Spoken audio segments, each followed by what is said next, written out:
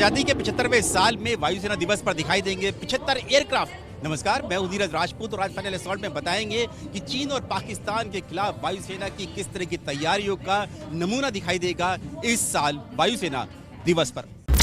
आजादी के 75वें साल में भारतीय वायुसेना अपना 89वां स्थापना दिवस मना रही है। 8 अक्टूबर को राजधानी दिल्ली के करीब हिंडन एयर बेस पर जो एयर डिस्प्ले होगा उसमें वायुसेना के 75 जो एयरक्राफ्ट हैं यानी कि विमान हैं वो हिस्सा लेंगे इस एयर डिस्प्ले में। और उससे पहले यानी कि 6 अक्टूबर को भारतीय वायुसेना अपना फुल ड्रेस रिहर्सल कर रही है हिंडन एयर बेस पर। और आपको बता दें क्योंकि 75वां आज़ादी का साल है ये, और इसीलिए वायुसेना जो अपना 89वां स्थापना दिवस मना रही है उसमें 75 एयरक्राफ्ट यानी कि विमान उसमें हिस्सा ले रहे हैं। इन विमानों में खास तौर से भारतीय वायुसेना की जो ताकत है, लड़ाकू विमान यानी कि फाइटर जेट जो है, रफाल लड़ाकू विमान, सुखोई, मिग-29 जो इंडिजिनस एयरक्राफ्ट यानी कि स्वदेशी विमान वायुसेना का LCA तेजस, वो इसमें हिस्सा ले रहा है। इसके अलावा जैगुआर है। इस एयर डिस्प्ले की जो शुरुआत होगी वो मिराज 2000 एयरक्राफ्ट से होगी, क्योंकि वही मिराज 2000 एयरक्राफ्ट जिसने बालाकोट में आतंकी कैंप पर जो एयर स्ट्राइक की थी, इसीलिए खास तौर से जो इस एयर डिस्प्ले की जो शुरुआत होगी वो होगी मिराज 2000 एयरक्राफ्ट से। इसके अलावा जो हाल ही में जो रफाल लड़ाकू विमान है वो भी इस एयर डिस्प्ले में हिस्सा लेंगे। इसके अलावा हेलीकॉप्टर्स में जो भारतीय वायुसेना के जो पहले से ही हेलीकॉप्टर्स हैं यानी कि Mi-35 हेलीकॉप्टर्स, Mi-17 हेलीकॉप्टर्स हैं या ALH, वो हेलीकॉप्टर तो हिस्सा लेंगे। साथ ही जो चिनूक और अपाचे हेलीकॉप्टर्स जो हैं वो हिस्सा लेंगे, क्योंकि ये दोनों जो हैं हाल ही में भारतीय वायुसेना ने अमेरिका से लिए थे इन एयरक्राफ्ट्स को। और आपको बता दें कि वायुसेना अपना जो 89वां स्थापना दिवस ऐसे समय में बना रहा है जबकि LAC पर, पूर्वी लद्दाख से सटे हुए LAC पर चीन के साथ तनातनी चल रही है। लेकिन वायुसेना के जो नए प्रमुख हैं air chief marshal VR Chaudhary, उन्होंने साफ तौर से कह दिया है कि भारतीय वायुसेना पूरी तरह से तैयार है, चाहे वो चीन हो, पाकिस्तान हो, या चीन और पाकिस्तान दोनों मिलकर अगर भारत के खिलाफ लामबंदी करते हैं तो उसके लिए पूरी तरह से भारतीय वायुसेना तैयार है, तैयारियां पूरी हैं। और जो LAC पर जो तैनाती है उसकी कहीं ना कहीं ये जो झलक जो होगी इस एयर डिस्प्ले में देखने को मिलेगी। इसके अलावा क्योंकि ये साल जो है 1971 युद्ध का, जिसमें पाकिस्तान को हराया था भारत ने और पाकिस्तान के 2 टुकड़े कर दिए थे, उसका भी स्वर्णिम विजय वर्ष है। इसीलिए जो फॉर्मेशंस होंगी इस बार इस एयर डिस्प्ले में हिंडन एयर बेस पर, उसकी झलक देखने को मिलेगी। उसमें विजय फॉर्मेशन होगी, तिरंगा फॉर्मेशन होगी, शमशेर फॉर्मेशन होगी, वो सब देखने को मिलेगी। और अगर आपको देखें क्योंकि इस बार 89वां स्थापना दिवस जो है उसका जो उद्देश्य है यानी कि उसका जो नाम दिया गया है वो है आत्मनिर्भर एवं सक्षम। यानी कि आत्मनिर्भर यानी कि वायुसेना अपने स्वदेशी एयरक्राफ्ट, अपने हेलीकॉप्टर्स, इन सब पर रिलाय होना चाहती है। और सक्षम यह है कि पूरी तरह से मजबूत है किसी भी चुनौती का सामना करने के लिए, चाहे फिर वो चीन पाकिस्तान की हो या ट्रांसपोर्ट की हो, इवैक्यूएशन की हो। क्योंकि हमने देखा कि अफगानिस्तान में कितनी मुश्किल हालात में वायुसेना ने जो भारतीय नागरिक थे और विदेशी नागरिक थे उनको वहाँ से जो निकाल के लेकर आए। और अभी जो हम लोग देख रहे हैं, ये जो डिस्प्ले देख रहे हैं, ये देखिए, ये वायुसेना के जो जैगुआर एयरक्राफ्ट हैं। और साथ ही ये जो 1971 के युद्ध में वायुसेना के जो एयरक्राफ्ट थे जिन्होंने हिस्सा लिया था वो इसमें हम लोग दिखाई दे रहे हैं, क्योंकि डकोटा है, टाइगर मॉथ है, ये हार्वर्ड है, इस तरह के नेट है, अजीत है, इस तरह के जो एयरक्राफ्ट जिन्होंने 1971 के युद्ध में हिस्सा लिया था उनको भी इन्फॉर्मेशन में शामिल किया गया है, क्योंकि ये स्वर्णिम विजय वर्ष है 1971 की जंग का। और अगर हम बात करें स्टैटिक डिस्प्ले में हिंडन एयर बेस पे, तो सबसे पहले देखेंगे नेत्रा जो एयरक्राफ्ट है, जो कि टोही विमान है, जो कि खुद स्वदेशी विमान है, वायुसेना का DRDO ने तैयार किया है, जो पूरा आसमान में नजर रखता है। उसके अलावा उसके बराबर में देखेंगे तो चिनूक हेलीकॉप्टर हैं, कैमरामैन मान दिखा रहे हैं, चिनूक जो कि हैवी लिफ्ट हेलीकॉप्टर है। एयर डिस्प्ले में खास तौर से इस हेलीकॉप्टर को दिखाया गया कि किस तरह से जो एंटी एयरक्राफ्ट गन्स हैं उनको भी उठा के ले जा सकते हैं, या फिर जो RT गन्स होती है छोटी, उनको भी ये जो एयरक्राफ्ट है ये उड़ाकर ये ले जा सकते हैं। उसके बराबर में मिग-29 एयरक्राफ्ट जिसकी तैनाती जो थी लेह लद्दाख में की गई थी जब LAC पर चीन के साथ तनाव चल रहा था। और उसके बराबर में है फिर मिराज 2000 एयरक्राफ्ट, जो कि मिराज 2000 एयरक्राफ्ट वही है जिसने बालाकोट में पाकिस्तान में घुसकर एयर स्ट्राइक की थी। उसके बराबर में ALH, जैसे कि बता रहे हैं कि इस बार का जो थीम है वायुसेना का आत्मनिर्भर एवं सक्षम है, तो ALH जो भारत का स्वदेशी हेलीकॉप्टर है वो है। इसके अलावा फिर हम लोग देखेंगे कि LCA तेजस है। और ये जो आसमान में अभी जो एयरक्राफ्ट जा रहे हैं ये सूर्यकिरण टीम है वायुसेना की, जो कि एरोबेटिक टीम है वायुसेना की, जिसमें हॉक एयरक्राफ्ट हैं।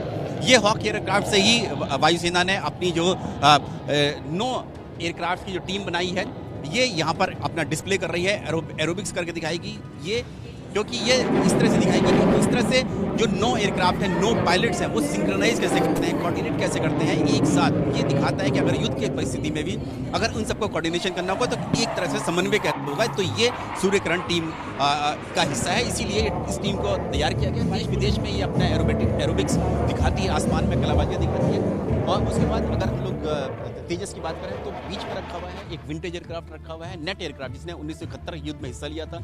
ये भी विंटेज एयरक्राफ्ट हैं जो कि आसमान में भी दिखाई दे रहे हैं। ये डिस्प्ले में इसलिए इनको लाया गया है कि दिखाया जा सके कि 1971 युद्ध के 50 साल पूरे हो चुके हैं, स्वर्णिम विजय वर्ष मनाया जा रहा है। उसके बराबर में देखेंगे तो आत्मनिर्भर सक्षम के नीचे MiG-21 बाइसन एयरक्राफ्ट है, जिसको वर्क हॉर्स भी कहा जाता है, क्योंकि सबसे ज़्यादा एयरक्राफ्ट जो है वो MiG-21 के माने जाते थे। हालांकि अब सिर्फ 4 स्क्वाड्रन रह गई हैं जो अगले 3-4 साल में अब फेस आउट हो जाएंगी, जैसे कि खुद वायुसेना प्रमुख ने कहा है। लेकिन अभी भी बहुत ज़्यादा रिलाय वायुसेना इस एयरक्राफ्ट पे करती है। उसके बराबर में अपाचे अटैक हेलीकॉप्टर हैं। इन अटैक हेलीकॉप्टर के जरिए दुश्मन के ठिकानों पर, बंकर पर, चौकियों पर इन पर हमला किया जाता है, या फिर जो सीमावर्ती इलाकों में आतंकी कैंप होते हैं उन पर भी इसके लिए इस्तेमाल किया जा सकता है। जब LAC पर तनाव हुआ तो इस एयरक्राफ्ट का भी बहुत इस्तेमाल किया वायुसेना ने। अपाचे हेलीकॉप्टर का LAC पर तैनात किया गया। इनको रुद्रा जो भारत का जो स्वदेशी एयरक्राफ्ट अटैक हेलीकॉप्टर उसका भी इस्तेमाल किया गया।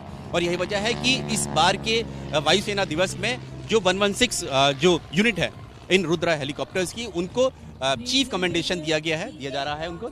इसके बराबर में अगर हम देखेंगे तो जैगवार एयरक्राफ्ट है जो कि डीप पेनिट्रेशन स्ट्राइक एयरक्राफ्ट है। और ये एयरक्राफ्ट जो मैरीटाइम रोल भी है, यानी कि नौसेना की मदद करने के लिए, नौसेना के ऑपरेशंस के लिए भी मदद में काम करता है। उसके बराबर में रफाल लड़ाकू विमान है, जो कि भारत ने 36 रफाल लड़ाकू विमान लिए हैं, जो कि इस वक्त भारत के वायुसेना के जंगी बेड़े में सबसे सक्षम जो एयरक्राफ्ट है, लड़ाकू विमान है, वो रफाल माना जाता है।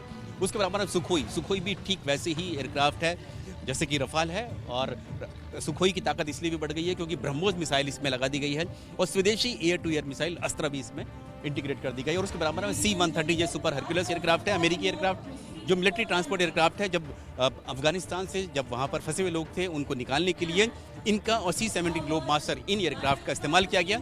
और ये वजह कि एयर डिस्प्ले में भी वायुसेना ने राहत जो फॉर्मेशन को हिस्सा बनाया है। राहत फॉर्मेशन में जो मिलिट्री ट्रांसपोर्ट एयरक्राफ्ट है उनका फॉर्मेशन है। मिलिट्री ट्रांसपोर्ट एयरक्राफ्ट के साथ साथ फाइटर एयरक्राफ्ट के भी फॉर्मेशन हम लोग देखने को यहाँ पर एयर डिस्प्ले में मिलेगी। कुल 75 एयरक्राफ्ट जो होंगे इस एयर डिस्प्ले में हिस्सा होगा, जो कि दिखाता है कि किस तरह से भारत की आज़ादी के 75 साल पूरे हो चुके हैं। और ये 75 एयरक्राफ्ट पूरी तरह से दिखाते हैं कि अगर हमारे देश पर कोई भी किसी भी तरह की कोई आपत्ति आती है या फिर कोई चुनौती सामने आती है, परेशानी सामने आती है, दुश्मन के जरिए आती है, तो उससे मुकाबला करने के लिए वायुसेना पूरी तरह से सक्षम है, पूरी तरह से तैयार है। वायुसेना प्रमुख air chief marshal VR Chaudhary ने साफ तौर से कह दिया है कि वायुसेना सिर्फ थल सेना का सपोर्ट आर्म यानी कि उसकी सहायक सेवा बनकर नहीं रह सकती है, बल्कि खुद के अपने ऑपरेशंस भी कर सकती है। वायुसेना के मल्टीपल रोल हैं, यानी कि ऑफेंसिव स्ट्राइक भी कर सकती है, जैसे कि हमने देखा कि बालाकोट एयर स्ट्राइक कर सकती है आतंकी कैंपों पर, या फिर युद्ध के समय में भी दुश्मन पर हमला भी कर सकती है। लेकिन उन्होंने ये भी कहा कि वायुसेना का एक बड़ा रोल जो है वो ट्रांसपोर्ट का भी है, यानी कि अगर सैनिकों को थल सेना के यानी सैनिकों को अगर दुश्मन के खिलाफ बॉर्डर पर तैनात करना है तो उसको ले जाने के लिए ट्रांसपोर्टेशन का भी काम है। और साथ ही जो आर्मी के और नेवी के जो ऑपरेशंस होते हैं उनमें भी सहायक भूमिका में है, इसलिए सपोर्ट आर्म भी माना जा सकता है वायुसेना को। लेकिन साफ तौर से उन्होंने कहा कि वायुसेना अपने खुद के जो स्ट्राइक है या ऑपरेशंस है वो करने में खुद भी सक्षम है। इसके अलावा उन्होंने साफ तौर से कहा कि देश में जो थिएटर कमांड्स जो बनाने का काम जो शुरू हो चुका है, जिसकी प्लानिंग चल रही है, उसमें भी वायुसेना जो है पूरी तरह से चाहती है कि इस तरह के जो इंटीग्रेटेड जॉइंट जो थिएटर कमांड्स वो बनाए जाएं, यानी कि थल सेना, वायुसेना और नौसेना तीनों की जो कमांड्स हैं उनको एक साथ मिलकर काम करना चाहिए। क्योंकि जो इनके प्रेडिसेसर यानी कि इनके पूर्ववर्ती जो वायुसेना प्रमुख थे उनकी तरफ से ऐसा ये माना जा रहा था कि उनकी तरफ कि वो थिएटर कमांड्स के लिए तैयार नहीं है। लेकिन नए वायुसेना प्रमुख VR चौधरी ने साफ तौर से कहा कि वायुसेना भी चाहती है कि ज्वाइंटनेस हो, लेकिन जो डॉक्ट्रिन जो कि वॉर डॉक्ट्रिन तैयार होगी उसमें जो वायुसेना की जो स्ट्रक्चर है, वायुसेना या नौसेना थल सेना की, उनके स्ट्रक्चर और ऑर्गेनाइजेशन को ध्यान में रखकर उनको डॉक्ट्रिन को तैयार किया जाए। उसके जरिए ही जब इस तरह की डॉक्ट्रिन बनेगी ज्वाइंट, तभी जो तीनों सेनाओं के यानी थल सेना, वायुसेना, नौसेना के जो ऑपरेशंस होंगे उनमें जो है वो सफलता मिल सकती है। और उसके लिए ही जो थिएटर कमांड बनाने की जो प्रक्रिया है उसमें वायुसेना पूरी तरह से मदद करने के लिए तैयार है।